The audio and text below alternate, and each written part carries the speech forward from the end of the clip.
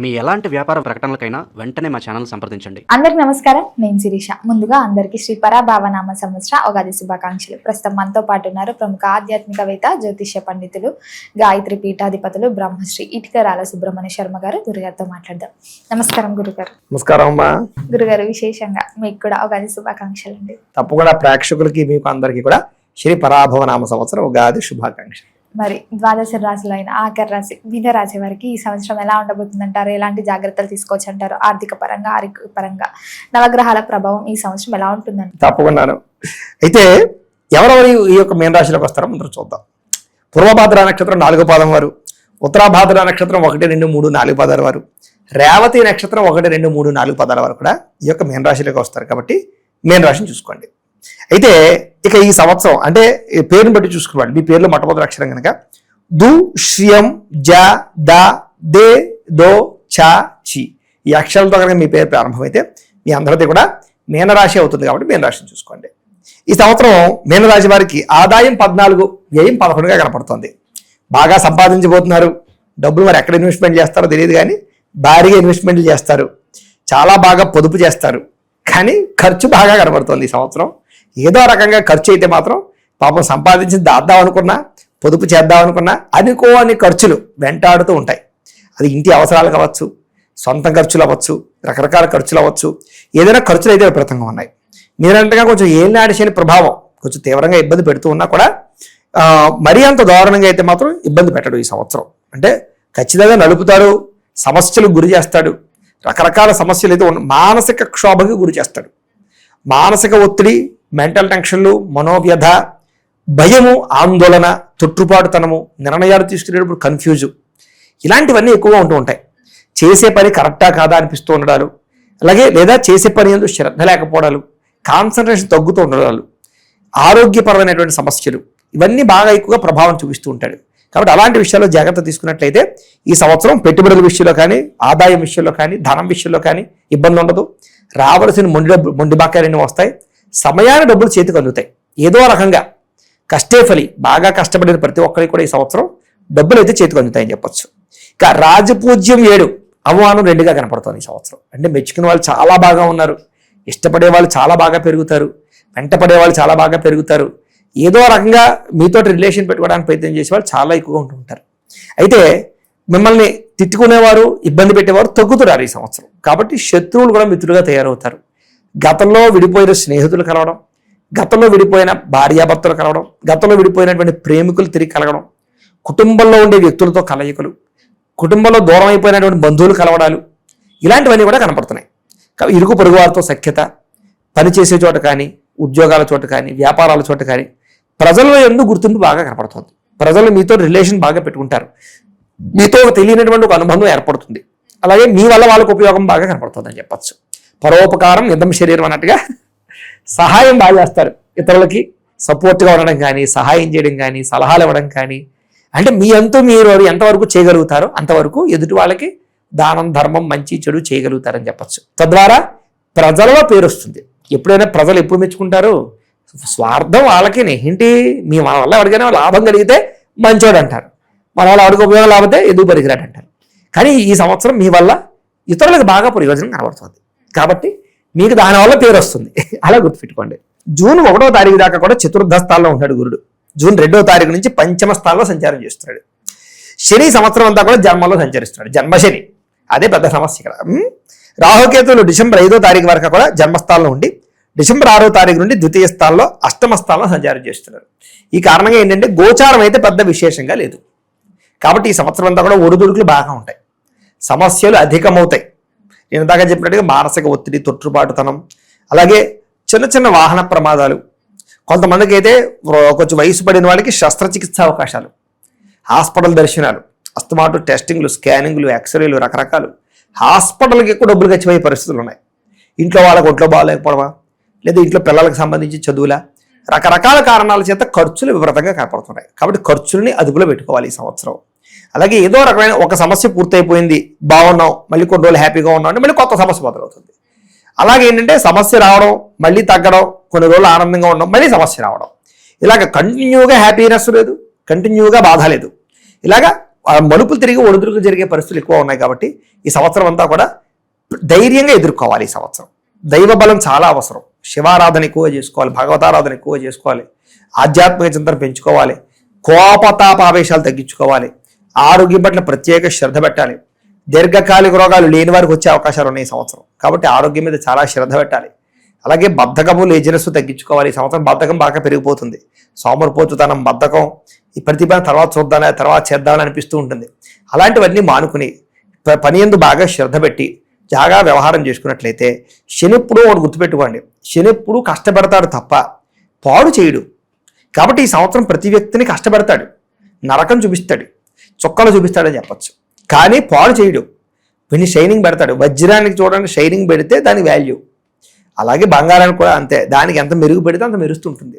అలాగే వీళ్ళని మీనరాశి వారిని ఈ సంవత్సరం శని స్కిల్స్ అన్ని బయట తీసుకొచ్చేలా చేస్తాడు, బాగా డెవలప్ చేస్తాడు, కష్టపెట్టి వీళ్ళని మెరుగుదిద్ది వదులుతాడు. కాబట్టి భవిష్యత్తులో వీళ్ళు మెరుస్తారనమాట. కాబట్టి ఆ రకంగా ఈ సంవత్సరం కష్టపడే సంవత్సరం, కానీ ఫలితం భవిష్యత్తులో అనుభవిస్తారు. ఈ సంవత్సరం పెట్టిన పెట్టుబడులన్నీ వచ్చే సంవత్సరం మీకు లాభాలు వస్తాయి. ఈ సంవత్సరం చేసిన పనులకి వచ్చే సంవత్సరం మీరు సుఖాన్ని అనుభవిస్తారు. కాబట్టి ఆ రకంగా ఆలోచించుకోండి, బాగుంటుంది. ఈ సంవత్సరం ఏదైనా కూడా కష్టపడాలనుకునే వాళ్ళకి బాగుంటుంది, సుఖపడాలనుకునే వాళ్ళకి చాలా చండాలంగా ఉంటుంది. మరి విద్యార్థులకు ఎలా ఉంటుంది అంటారు? విద్యార్థులకి ఈ సంవత్సరం చెప్పారు కదా, లేజినెస్ వదులుకోవాలి. వీళ్ళకి బద్ధకం బాగా పెరుగుతుంది, చదువు పట్ల ఆసక్తి తగ్గుతూ ఉంటుంది. అలాగే నేను ఇందాక చెప్పినట్టుగా రేపు చదువుదాంలే వాయిదాలు వేస్తుంటారు. ఈ వాయిదా వేయకుండా చదువు బాగా వస్తుంది వీళ్ళకి. అయితే బాగా కష్టపడితే తప్ప మార్కులు కానీ ఉత్తీర్ణత కానీ పెరగటం లేదు, అనుకున్నంత ఉత్తీర్ణత శాతం రావటం లేదు వీళ్ళకి. అలాగే ఖచ్చితంగా చెడు స్నేహితుల యొక్క పరిచయం కానీ, ప్రేమ వ్యవహారాలు కానీ, సెల్ ఫోన్ వ్యామోహాలు కానీ, గేమ్స్ పట్ల వ్యామోహాలు కానీ బాగా పెరిగిపోతాయి ఈ సంవత్సరం. కాబట్టి వాటిని దూరంగా ఉన్న వాళ్ళే ఈ సంవత్సరం పరీక్షలో విన్ అవుతారు. లేని వాళ్ళందరూ పరీక్షల్లో చాలా ఇబ్బందులు పడతారు. అనుకున్న మార్కులు రాకపోవడం, తర్వాత సరైన కాలేజీలో సీట్లు రాకపోవడం, చాలా సమస్యలు ఎదుర్కొంటారు. కాబట్టి చాలా జాగ్రత్తగా ఉండాలి విద్యార్థులు. ఈ సంవత్సరం ఎట్టి పరిస్థితుల్లోనూ వాటి జోలికి వెళ్ళకూడదు, చాలా శ్రద్ధగా చదువుకుంటే బాగుంటుంది ఈ సంవత్సరం. ఉద్యోగ వ్యవస్థలో ఉన్న వారికి ఎలా ఉంటుందండి? ఉద్యోగ వ్యవస్థలో ఉన్న వారికి తోటి ఉద్యోగస్తులతో గొడవలు కనపడుతున్నాయి, నిందారోపణలు కనపడుతున్నాయి, చెయ్యని తప్పుకు నిందారోపణలు, ఉద్యోగాల్లో చిన్న చిన్న పొరపాట్లు చేయడాలు, ఏదో చిన్న చిన్న సమస్యలు తీసుకురావడాలు, వాటి వల్ల ఉద్యోగ గండాలు, మీ మీద ఎవరో ఒకళ్ళు పై అధికారులకి తప్పుడుగా రాంగ్గా మీ గురించి చెప్పడాలు, ఇవన్నీ కనపడుతూ ఉన్నాయి. కాబట్టి జాగ్రత్తగా ఉండాలి. ప్రభుత్వ ఉద్యోగులు ఉండేవారు కూడా విజిలెన్స్ దాడులని, రకరకాల ప్రభావాలని, రాజకీయ నాయకులు ఒత్తిళ్ళని, లంచాల్లో దొరికిపోవడాలని, అనేక రకాల వాటి వల్ల ప్రభావాల వల్ల ఉద్యోగ సమస్యలు, గండాలు, ఇబ్బందులు ఉన్నాయి. కాబట్టి ప్రభుత్వ ఉద్యోగాలు చేసేవారు ఉద్యోగాన్ని నిలబెట్టుకునే ప్రయత్నం చేయండి. లేకపోతే కనుక అనేక కారణాల చేత సస్పెండ్ అయ్యే అవకాశాలు కూడా కనపడుతున్నాయి.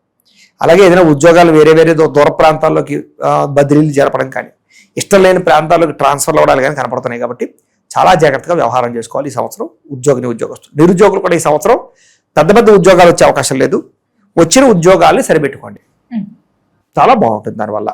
అలాగే ఈ సంవత్సరం ప్రధానంగా ఏంటంటే ఈ విదేశాల్లో ఉండే ఉద్యోగస్తులందరూ కూడా ఉద్యోగ గండాలు, ఉద్యోగ భయాలు, ఉద్యోగ సమస్యలు ఉన్నాయి. కాబట్టి ఉద్యోగాలు మారవలసిన పరిస్థితులు ఉన్నాయి. కాబట్టి జాగ్రత్తగా ఉండండి, జాగ్రత్తగా మెలగండి. లేకపోతే కనుక ఉద్యోగాలు మారిపోవడం కానీ, లేదా సరైనటువంటి శాలరీ లేని ఉద్యోగాలు జాయిన్ అవ్వడాలు కానీ కనపడుతున్నాయి. మెంటల్ టెన్షన్ ఎక్కువైపోతాయి. నిరుద్యోగులు కూడా అతి కష్టమైన ఉద్యోగ అవకాశాలు ఉన్నాయి ఈ సంవత్సరం. కాబట్టి అక్కడ ఉండే పార్ట్ టైం జాబులు చేసుకునే వాళ్ళు కూడా జాబులు మారవలసిన రావడం, ఒక దాంట్లో కంటిన్యూగా జాబ్ లేకపోవడం కనపడుతుంది. దేశాలకు సంబంధించిన ఇబ్బందులు కూడా విదేశాల్లో ఉండే వారికి కనపడుతుంది, జాగ్రత్తగా ఉండాలి. రాజకీయ రంగంలో ఉన్న వారికి ఎలా ఉంటుందంటారు? మరి రాజకీయ రంగంలో ఉన్న వారికి ఈ సంవత్సరం పదవీ గండాలు ఉన్నాయి. పెద్ద పదవుల నుంచి దిగిపోవడం కానీ, లేదా రిస్కులు రావడం కానీ, కేసులు రావడం కానీ, పోలీస్ కేసులు, కోర్టు కేసులు ఇరుక్కోవడాలు కానీ, లేదా చేయదొప్పుకు నిందారోపణలు కానీ, ఇలాంటివన్నీ కనపడుతున్నాయి. కాబట్టి రాజకీయ నాయకులు జాగ్రత్తగా ఉండాలి. ప్రజా వ్యతిరేకత, ప్రజల్లో అపార్థాలు బాగా కనపడుతున్నాయి. అలాగే ప్రత్యర్థులు బాగా మీ మీద నిందారోపణలు వేయడం, మిమ్మల్ని ఎలాగైనా ఇరికించడానికి ప్రయత్నం చేయడం చేస్తూ ఉంటారు. కాబట్టి చాలా జాగ్రత్తగా వ్యవహారం చేయాలి. చేసుకున్నట్లయితే కనుక ఈ సంవత్సరం బాగుంటుంది. అలాగే ఎలక్షన్స్లో పాల్గొనే వాళ్ళందరూ కూడా ఎలక్షన్స్లో అతిగా ఖర్చులు పెట్టకండి. మీరు ఖర్చు పెట్టిన డబ్బులు అయితే వెనక్కి రావు, ఒకవేళ మీకు పదవి వచ్చినా కూడా వెనక్కి రావు. కాబట్టి ఖర్చు పెట్టకుండా ఎన్నికల్లో పాల్గొనే వాళ్ళందరికీ పర్వాలేదు, వస్తే వస్తుంది విజయం, లేకపోతే లేదు. ఎందుకంటే జాతకంలో బలాలు ఉండాలి, దానికి అందులో జాతకం చూపించుకోవాలి, చూసుకుని ఏదైనా పరిహారాలు చేసుకుని ఎదురుకు వెళ్ళండి. చాలా బలం కావాలి మీకు, ఉంటే తప్ప అవదు ఈ సంవత్సరం. కాబట్టి ఎలక్షన్స్లో తులప్రాయంగా అపజయాలు పాలయ్యే అవకాశాలు ఉన్నాయి. కాబట్టి తొత్తు జాగ్రత్తలు తీసుకుని ఎలక్షన్స్లోకి వెళ్ళండి. మిగతా అన్ని రాజకీయ నాయకులు కూడా ప్రతిరోజు చాలా ఆచితూచి వ్యవహారం చేయండి. మీరు చేసే చాలా చిన్న పొరపాటే ప్రత్యర్థులకు పెద్ద అవకాశం అవుతుంది. అలాంటి అవకాశం మాత్రం ఇవ్వకండి. రాజకీయ నాయకులు పదవులు కాపాడుకోండి ఈ సంవత్సరం. మరి రైతులకు ఎలా ఉంటుందంటే? రైతులకు చాలా యోగకాలంగా కనపడుతుంది. బాగా శ్రద్ధ పెడతారు వ్యవసాయం మీద. చీడలు లేకపోతే కనుక దానికి సంబంధించి వాటి మీద శ్రద్ధ పెట్టడం, అలాగే వచ్చినటువంటి పంటను జాగ్రత్తగా మీరు మార్కెటింగ్ చేసుకున్నట్లయితే బాగుంటుంది. అలాగే ట్రెండ్కి తగ్గ వ్యవసాయం చేసుకున్నట్లయితే ఈ సంవత్సరం చాలా బాగుంటుంది. అంటే కొన్ని వ్యవసాయాలకి ప్రస్తుతం మంచి ఆదరణ లభిస్తుంది. అలాంటి వ్యవసాయాలు చేసుకోవడం చాలా మంచిది. ఆకుకూరలు, కూరగాయలు, లేకపోతే కనుక ప్రస్తుతం సిరిధాన్యాలు, ఇలాగ ఏదైతే ప్రస్తుతం మార్కెట్లో రేట్లు పెరుగుతున్నాయో అలాంటి వాటికి ఎక్కువగా ప్రాధాన్యత ఇచ్చి పంటలు పండించడం, అలాగే దానికి తగ్గ వ్యవహారం చేసుకున్నట్లయితే చాలా బాగుంటుంది. ఈ సంవత్సరం కంది రైతులకి, మిర్చి రైతులకి, మొక్కజొన్న రైతులకి, పత్తి రైతులకి, పొగాకు రైతులకి చక్కని ఆదాయాలు కనపడుతున్నాయి ఈ సంవత్సరం. అలాంటి పంటలు పండించండి. వాణిజ్య పంటలన్నింటికి బాగా లాభాలు కనపడుతున్నాయి కాబట్టి వాణిజ్య పంటలు ఈ సంవత్సరం పండించుకున్నట్లయితే మీకు విశేష ధర ప్రాప్తి ఉంటుంది వ్యవసాయదారులకి. వివాహ యోగం ఉందంటారా? వివాహ యోగం అయితే ఉంది ఈ సంవత్సరం. వివాహాలు చేసుకోవచ్చు. ఖచ్చితంగా శని స్థిరత్వాన్ని, జీవిత స్థిరత్వాన్ని, స్టాండర్డ్ లైఫ్ని ఇస్తాడు కాబట్టి వివాహాలు చేస్తాడు ఈ సంవత్సరం. కాబట్టి నలుపుతాడు. వివాహాలు కుదిరిన సమయంలో ఏంటంటే కనుక మేము చెప్తాంలే, తర్వాత చెప్తాంలే అంటూ ఉంటారు వీళ్ళు. ఆ సంబంధం కుదురుతుందా లేదా అని బెంగపడిపోతుంటారు. చాలా బాగుంటారు. పెళ్లి కొడుకు నచ్చడం, పెళ్లి కూతురు నచ్చడం జరుగుతుంది. ఇది కుదిరితే బాగుంటా బాబు అనుకుంటారు. వాళ్ళు ఏదో కారణంగా వాయిదా వేస్తుంటారు. ఇక వాయిదా వేసే సమయంలో వీళ్ళు నలిగిపోతుంటారు. ఇలాగే ఏంటంటే ఒక్కొక్కసారి సంబంధాలు చెడగొట్టే వాళ్ళు ఉంటూ ఉంటారు. ఇలా అనేక కారణాల చేత నలిగి వివాహం కుదురుతుంది. మొత్తం మీద ఎట్టకేలకు వివాహాలు అయితే జరుగుతాయి. ఈ సంవత్సరం ప్రేమ వివాహాలు కూడా అంతే సులువుగా వివాహాలు జరగవు. ఎవరో ఒకరి ఇంట్లో ఇబ్బంది రావడమా, కాసేపు అబ్బాయికి నచ్చితే కాసేపు అమ్మాయికి కంగారు పడకుండా ఉండడమా, లేదా ఏదో రకంగా ఇద్దరి మధ్య వివాహం విషయంలో క్లారిటీ లేకపోవడం, అన్నీ బాగుంటే ఇంట్లో వాళ్ళు ఏదో సమస్య తీసుకురావడం, ఒకళ్ళ ఇంట్లో ఒప్పుకుంటే ఒకళ్ళ ఇంట్లో ఒప్పుకోకపోవడం, అనేక రకాల కారణాల చేత వివాహాది సమస్యలు పరిస్థితులన్నీ కూడా ఇబ్బందులు కనపడుతున్నాయి. కాకపోతే వివాహాలు అయితే జరుగుతాయి. ఎట్టకేలకు వివాహాలు జరుగుతాయి. పోరాడి చేసుకోవాలి ఈ సంవత్సరం వివాహాలు. అది పెద్ద సమస్య అన్నమాట.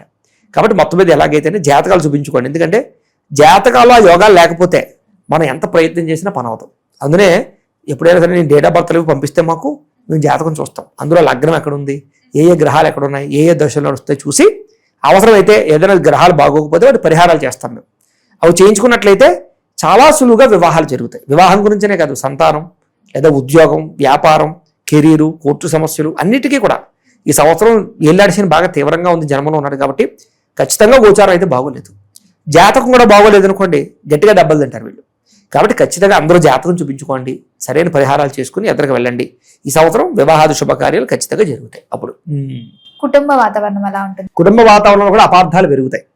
ప్రతి చిన్నదానికి కోపం, ఆవేశం, మాట జారడం, నోరు జారడం, వివాదాలు కొని తెచ్చుకోవడం, అనుమానపు ఆలోచనలు, భార్యాభర్తల మీద అనుమానపు ఆలోచనలు రావడం, ప్రతి చిన్నదానికి ఎక్కడెక్కడికో వెళ్ళిపోతుండాలి. ఏవో పాత విషయాలని గుర్తు తెచ్చుకుని తవ్వుకుని మళ్ళీ అనవసరంగా వాగ్వివాదాలు తెచ్చుకుని కొన్నాళ్ళు మాట్లాడుకోవడం మారేయడాలు, ఇలా రకరకాల సమస్యలు కనపడుతున్నాయి. కాబట్టి కొంచెం మన టైం బాగోలేదు అని దృష్టిలో పెట్టుకోండి. మన టైం బాగోలేనప్పుడు ఎలా ఉండాలి? సమస్య పెద్దదవకుండా చిన్నది చేసుకోవాలి, జాగ్రత్తగా మాట్లాడుకోవాలి, ఆచితూచి వ్యవహరించాలి. అధ్యత కుటుంబ కలహాలు, అన్నదమ్ములతో, అక్క చెల్లెలతో చిన్న దానికి మాట వివాదాలు, పట్టింపులు, మనస్పర్ధలు వచ్చే అవకాశాలు ఉన్నాయి. తల్లిదండ్రులకి మీకు మధ్య కూడా చిన్న మనస్పర్ధలు వచ్చే అవకాశాలు ఉన్నాయి. కాబట్టి కుటుంబంలో అందరితోటి కూడా జాగ్రత్తగా మెలగండి. అన్నిటికన్నా ముఖ్యంగా పిల్లలతో జాగ్రత్తగా మెలగండి. పిల్లలకి మీకు కూడా మిస్అండర్స్టాండింగ్లు రావడం వల్ల ఇబ్బందులు కనపడుతున్నాయి. కాబట్టి పిల్లలతో కూడా జాగ్రత్తగా మాట్లాడుకుని ఆచితూచి వ్యవహారం చేసుకున్నట్లయితే పెద్ద పెద్ద కుటుంబ సమస్యలు లేకుండా బయటపడగలుగుతారమ్మా. మరి గురుగారు ఈ సంవత్సరం అంతా ఇంకా కలిసి రావాలంటే ఏ దైవాన్ని పూజించవచ్చు అంటారు? ఎలాంటి పరిహారాలు చేసుకుంటే బాగుంటుంది అంటారు? తప్పకుండా ఈ సంవత్సరం వీళ్ళందరికీ కలిసి రావాలంటే కనుక రాహువుకి, కేతువుకి, గురుడికి, కుజుడికి కూడా జపతర్పణ హోమాలు చేయించుకోవడము, అలాగే దుర్గా అగ్ని విష్ణు హోమము, మన్యసూక్త హోమము, సుదర్శన హోమము, రుద్రహోమము చేయించుకున్నట్లయితే, అలాగే అపమృత్యు హోమం కూడా చేయించుకున్నట్లయితే వీళ్ళకి చాలా బాగుంది. ఎందుకంటే వాహన ప్రమాదాలు కనపడుతున్నాయి ఈ సంవత్సరం, ఆరోగ్య సమస్యలు కనపడుతున్నాయి ఈ సంవత్సరం, హాస్పిటల్ పాలవడాలు, శస్త్రచికిత్సలు ఉన్నాయి. కాబట్టి హెల్త్ కేర్ చాలా ఎక్కువ తీసుకోవాలి.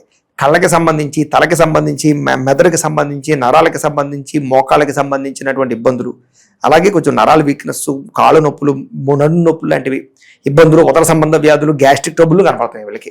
కాబట్టి ఇలాంటి జాగ్రత్తలు ఎక్కువ తీసుకోవాలి ఆరోగ్యం పట్ల. కాబట్టి ఆరోగ్యం కూడా బాగోలేదు కాబట్టి వీళ్ళు ఏంటంటే మృత్యుంజయ మహామంత్రాన్ని కూడా జపం చేయించుకుని హోమం చేయించుకోవాలి వీళ్ళు. కాబట్టి అవి చేయించుకున్నట్లయితే బాగుంటుంది వీళ్ళకి. ఈ జపాలు హోమాలు చేయించుకోవాలని కుతూహలం ఉన్నట్లయితే మమ్మల్ని సంప్రదిస్తే మా పేటలో ఉండే బ్రాహ్మణుల ద్వారా ఈ జపాలు హోమాలు కూడా మేము చేయించి పెడతాం. లేదు ఇంట్లో మేము ఏం చేసుకోవాలని అన్నట్లయితే ఈ సంవత్సరం కాలభైరవ స్తోత్రాన్ని పారాయణ చేసుకోవడం, అలాగే మహామృత్యుంజయ మంత్రాన్ని పారాయణ చేసుకోవడంతో పాటుగా ఈ సంవత్సరం శివుడికి సంబంధించినటువంటి శివపంచాక్షరి స్తోత్రాన్ని పారాయణ చేసుకోవడం, చంద్రశేఖర అష్టకాన్ని పారాయణ చేసుకోవడం, విష్ణు సహస్రనామాన్ని పారాయణ చేసుకుంటే చాలా బాగుంటుంది. అలాగే దేవి ఖడ్గమాల స్తోత్రం, కనకధార స్తోత్రం, హనుమాన్ చాలీసా కూడా పారాయణ చేసుకోవడం, ఇవన్నీ చాలా బాగా పనిచేస్తాయి వీళ్ళకి. ఆదిత్యహోదయం కూడా పారాయణ చేసుకోవచ్చు ఈ సంవత్సరం ఎక్కువగా. అలాగే ఇంట్లో వీళ్ళు ఏంటంటే కనుక సప్త శనివారాల వ్రతం కానీ, సంకష్టహార చతుర్థి వ్రతం కానీ, 16 సోమవారాల వ్రతం కానీ, లేదా వీళ్ళు ప్రతి పౌర్ణమి రోజు ఏకాదశి రోజు కానీ సత్యనారాయణ స్వామి వ్రతం కానీ చేసుకున్నట్లయితే వీళ్ళకి సంవత్సరం అంతా కూడా గ్రహ దోషాలు దొరికి చాలా సుభిక్షంగా ఉంటారు. అలాగే ప్రతి గురువారం కూడా ఏదైనా దగ్గరలో ఉండేటటువంటి ఆలయానికి వెళ్ళి పులిహార తయారు చేసి ఆ పులిహారని నైవేద్యం పెట్టించి గుళ్ళో ఏదైనా భక్తులకు పంచిపెట్టినట్లయితే వీళ్ళకి ఈ సంవత్సరం అంతా కూడా గ్రహ దోషాలు తొలగి ఇంకా చాలా శుభప్రదంగా ఉంటుందమ్మా. గురుగారు మొత్తం మీద మీనరాశి వారికి ఈ సంవత్సరం ఎలా ఉండబోతుంది, ఎలాంటి జాగ్రత్తలు తీసుకోవాలో తెలియజేసినందుకు ధన్యవాదాలు. చాలా సంతోషం అమ్మా. నమస్కారం.